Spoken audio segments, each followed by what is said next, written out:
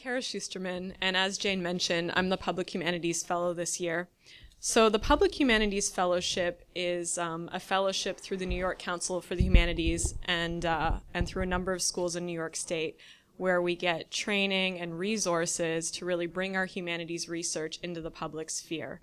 So as Jane mentioned, it's a new grant. It's really exciting. I'm going to tell you a little bit more about it shortly. What I plan to do is also give you some very practical advice, like the two gentlemen before me have, and also tell you a little bit about my story in there so you can just get an idea what it meant for me as a grad student to go through some of what we're talking about today. And it's really interesting for me to be here today because I actually came to this event 2 years ago and I sat on the other side of the table and I took notes on everything everybody was saying. Living proof. So it's really interesting. It's really special for me to be here today. So thank you for that. So the first thing I want to talk about is asking for help. Obviously, you've already started by being here today. And sometimes that could mean asking for help before you submit something, having somebody read over your application, edit it, whatever. It also really helps to have a look at someone's previous application if they've applied for the same grant. A lot of times grant applications are really opaque. And it can be really helpful to have someone else's as a model. So don't be afraid to ask for that, especially if you know the person. Usually really only if you know the person. It can also be helpful to ask for help after you haven't gotten a grant. It doesn't mean you should throw away your application. You might just need a little bit of help to improve it. And so this was actually my experience when I came to this event. I saw somebody here who I thought could help me with a grant that I had written, but I wanted to reapply for some things. I won't say who because I don't want her to get inundated with requests. She can identify herself if she wants to. But she went over everything with me, and she really helped me to think about some things I hadn't thought about, like really being specific about where their money was going. That was really helpful. And also helped me to talk about my work across disciplines, because your grant readers are going to be from many disciplines, so you have to use language that's accessible. So just keep that in mind if you ask someone to help you out. Try to pick someone from outside of your field, maybe as well as someone inside of your field. And so this was really helpful for me, and after I got that help, I actually ended up getting what was my first big grant. And once I got the one big grant, then I started getting the other big grants. So you actually kind of said almost exactly what I wanted to say, which was grants beget grants. So if you look at my CV, what you'll see is that I started out with a lot of small grants, and then I got from sort of, building up my background in grant writing, I got my one big grant, and then I got other big grants. The thing is, when people see that you're fundable, that you've been funded, then they want to fund you more for some reason. So you can expect that snowballing thing to happen. It's just a little bit hard at first to break in, but you'll get there. Just, like we've said, keep applying for everything. Really, if you apply, you will get rejected a lot. All of us up here have gotten rejected from a lot of different things. We just don't list it on our CVs. And of course, I think we already might have said this, but if you get rejected one time, it doesn't mean you're permanently rejected from that grant. I've gotten grants that I was rejected from at least one time. Between us in this room, I was rejected from at least 2 Humanities Initiative grants before. So it was, it's okay, no hard feelings. I'm here now. But, I want to be real with you. This happens and it sucks. But once you get the big ones, you'll forget all about it. Or maybe don't. Yeah, don't forget.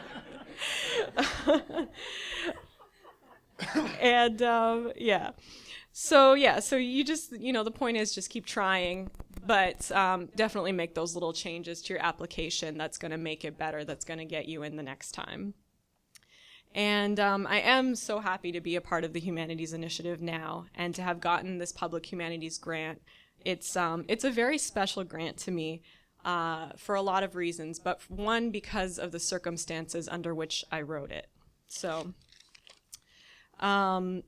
this brings me to the point, which is that grant writing doesn't have to be an exclusive act. It can serve multiple purposes. So when you're writing a grant, it could be something that you'll turn into an abstract, or you could take an abstract and turn it into part of your grant. It could be your dissertation chapter, at the beginning of a dissertation chapter, or a dissertation proposal, a project proposal, a course proposal. Everything, like Ara said, can be cut and pasted and used in multiple ways. For myself, when I wrote the proposal for the Public Humanities grant, it was actually kind of an interesting situation where I had planned to apply for this grant and I wasn't sure what I was going to say. And then in the time between me deciding to write the grant and then actually writing the grant, a very close friend of mine passed away very suddenly. And it was somebody who I was really close with at my field site where I was doing my research. And I wasn't going to write the grant because I was obviously not in a good place. And then I started thinking about some of the work that we had done together, and I started sort of feeling and thinking about envisioning a project. If I could do a project with him, what would it look like? And I actually sort of really channeled my grief into writing this grant. And it was the first time that I submitted a grant without having anyone read it or anyone edit it, because I was not expecting anything to come of it. I just needed a place to talk about this. So imagine my surprise when I found out that someone liked it and wanted to fund it. So that, that really, really meant something to me. And really the point is that even if you don't get the money, you don't, get the grant, at least you'll have gotten something out of it because you're using it for more than one purpose. Now, of course, though, we all really want to get grants if we can. That's why we're here. So I'm going to finish with one final point, which is that getting a grant is about so much more than getting money. And I can't stress that enough. Aside from money, it also gives us time to do our work, because a lot of times we can get relieved from teaching or other jobs where, we need to get money to support ourselves. They can provide us with training. The Public Humanities grant, I'm going to tell you about some of the training that I've gotten from that. It gives us opportunities for networking, collaboration, meeting people from outside of your field, meeting people who do work that where you might have overlapping interests. So it's really important to get grants, not just for money, because they can give us so many other things. So with the Public Humanities grant in particular, one thing that really surprised me when I got to meet my other fellows and the people at the New York Council for the Humanities was that the expectation was really that we were going to have an ongoing relationship, kind of a lifelong, career-long relationship where I would be receiving mentoring. I'd be part of a network of some of the top leaders in the humanities. And also I've been getting training in facilitating community conversations, writing for a public audience, building community partnerships, and they're also giving me further training in grant writing. So it's really, really very valuable. And actually, monetarily, this is one of the smaller grants that I've gotten. But in terms of everything else, I'd say it's one of the most valuable grants I've gotten, for sure. And of course, I get to be part of the Humanities Initiative here at NYU, where I'm getting to trade ideas with people on a weekly basis from a whole variety of backgrounds. So that's really my 5 points that I wanted to bring to the table, and just really wanted to wish everybody luck and just encourage you to be so persistent, because it's amazing what can happen in 2 years.